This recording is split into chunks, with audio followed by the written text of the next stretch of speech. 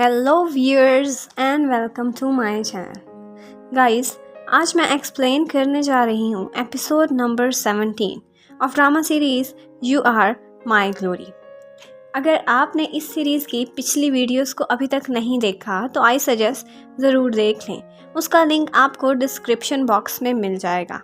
और अगर अभी तक आपने मेरे चैनल को सब्सक्राइब नहीं किया तो please subscribe my channel. Thank you. तो फ्रेंड्स, एपिसोड नंबर 17 के स्टार्ट में हमें दिखाते हैं कि न्यू ईयर से एक दिन पहले हर जगह लाइटिंग्स और सेलिब्रेशंस चल रही हैं और जिंग जिंग को मैनेजर लिंग उसका बिजी स्केड्यूल बता रही होती है। और यहाँ पर हमें पता चलता है कि जिंग जिंग की एक मूवी न्यू ईयर पर रिलीज़ होने वाली है और उसने अपना स्केड्यूल काफ़ी बिजी किया हुआ है। इवेंट्स और रोड शोज़ पर वो मसरूफ़ रहेगी और इन सब इवेंट्स के बाद उसकी मिस्टर ली के साथ न्यू मूवी की शूटिंग भी स्टार्ट होने वाली है। फिर मैनेजर लिंग उसे ये इन्फॉर्म भी करती हैं कि 24 अप्रैल को स्पेस डे होगा और उस दिन एरोस्पेस एजेंसी ने एक फंक्शन रखा हुआ है और तुम्हें भी इनवाइट किया है क्योंकि तुम अक्सर एरोस्पेस से रिलेटेड पोस्ट्स करती रहती हो, इसलिए उनकी नज़रों में आ गई।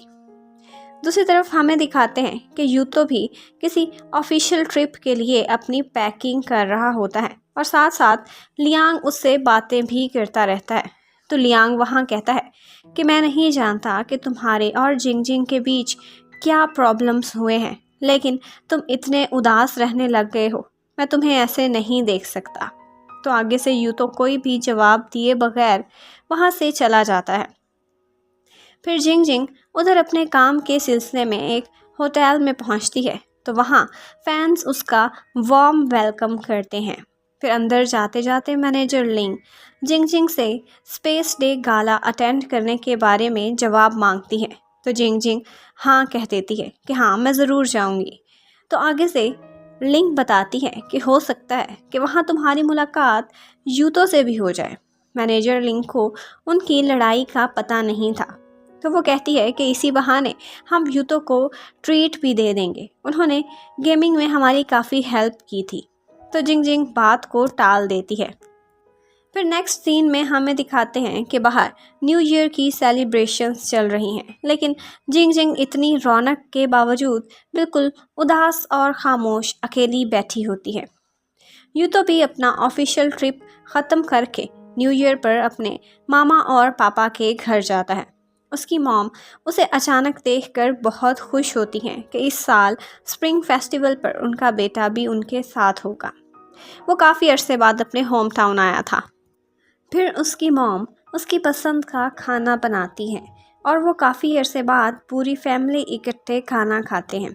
खाने के बाद मॉम टीवी देखने लगती हैं जबकि यूतो और डैड किचन को साफ़ करते हैं।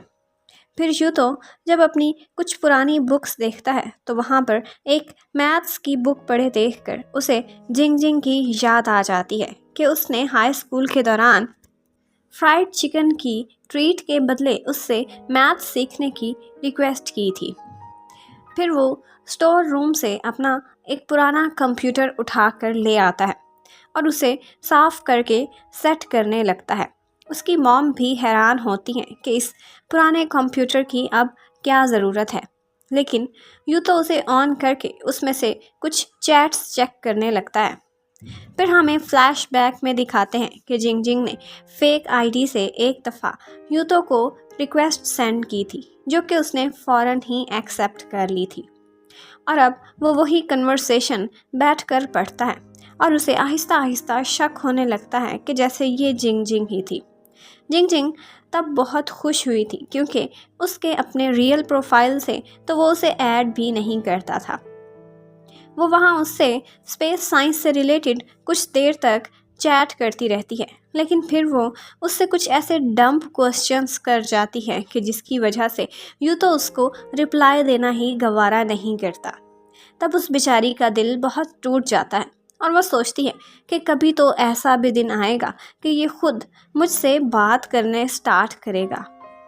फिर वो स्पेस के चैट रूम में ही किसी और मिस्टर फिश हेड के साथ कुछ अरसे तक चैट करती रही थी और आज यूं तो वो चैट पढ़ लेता है। उसमें जिंग जिंग शेयर कर रही थी कि जिस लड़के से वो स्कूल में लव करती है उसने उसे रिजेक्ट कर दिया है क्योंकि उसके ग्रेड्स बहुत लो हैं और अब वो मज़ीद मेहनत करके टॉप की यूनिवर्सिटी में उसी बॉय के साथ ही एडमिशन लेना चाहती है। शायद तब वो लड़का उसका प्यार समझ सके और उसका प्रपोज़ल एक्सेप्ट कर ले। ये सब पढ़कर उसे याद आ जाता है कि जिंग जिंग ने उसे बताया था कि उसका टॉप यूनिवर्सिटी में फिर एडमिशन नहीं हो पाया था और इस बात का उसे बहुत दुख था। और तब यूतो को एहसास होता है कि जिंग जिंग स्टार्ट से ही उसके लव की खातिर कितनी स्ट्रगल करती आई है। वो सोचता है कि मैं उसके लिए इतना इम्पॉर्टेंट था। जिंग जिंग तो उसके ड्रीम्स और एम्बिशंस की भी रिस्पेक्ट करती थी, तभी तो वो चाहती थी कि यूतो पैसे की खातिर अपना स्पेस का पैशन कभी ना छोड़े। अब वो सर पकड़कर बैठ जाता है क्योंकि आज उसे जिंग जिंग की हर छोटी से छोटी बात के मीनिंग्स रियलाइज़ हो गए थे कि वो उसकी कितनी केयर करती थी और वो क्यों चाहती थी कि वो एरोस्पेस इंजीनियर ही रहे, क्योंकि वो उसके दिल की बातें समझती थी और जानती थी कि ये सपना उसके लिए कितना इम्पॉर्टेंट है। फिर उसे उसकी आंसुओं से भीगी हुई आंखें याद आ जाती हैं और वो आंसू थे जो यूतो ने उसके प्यार के बदले में उसे दिए थे, लेकिन फिर भी उसने कभी उससे कोई एक्सपेक्टेशंस नहीं रखी थी। यूतो काफ़ी देर बैठा ऐसे ही अफसोस करता रहता है। फिर अगले दिन यूतो अपनी मॉम के साथ कहीं आउटिंग के लिए जा रहा होता है तो एक नेबर की आंटी आकर यूतो को देखकर कहती हैं कि ये तो और भी हैंडसम होता जा रहा है, क्या कोई गर्लफ्रेंड है इसकी। लेकिन ना कहने पर वो ये कहती हैं कि अब इसे जल्दी से जल्दी शादी कर लेनी चाहिए, इसकी उम्र हो गई है।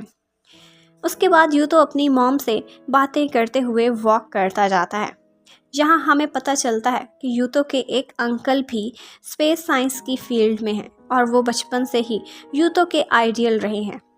उनकी लाइफ भी ऐसे ही लोनली और टफ रही है। उसकी मॉम फिर पुरानी बातें याद करती हैं और उसे बचपन की यादें सुनाकर चीयर अप करने की कोशिश करती रहती हैं। बाद में वो उससे सॉरी भी करती हैं कि पहले स्कूल दौर में मैंने तुम पर काफ़ी बर्डन डाला था कि तुम्हें मैं अपनी पसंद की फील्ड में ले जाने के लिए कहती रही, लेकिन मैं गलत थी। और फिर वो उसे फुल सपोर्ट करती हैं और कहती हैं कि तुम अपने एम्बिशन को पूरा करो, हमारी खातिर अपनी फील्ड चेंज करने का कभी भी ना सोचना। फिर वो हंसते हंसते उसे ये भी कहती हैं कि अब तुम्हें सीरियसली शादी के बारे में सोचना चाहिए, वरना सारी आंटियां पूछ पूछ कर मेरे कान खा जाएंगी। और फिर वो अपनी बहू के बारे में कहती हैं कि चाहे वो ज़्यादा ब्यूटीफुल ना हो, ज़्यादा इंटेलिजेंट भी ना हो, लेकिन वो केयरिंग होनी चाहिए।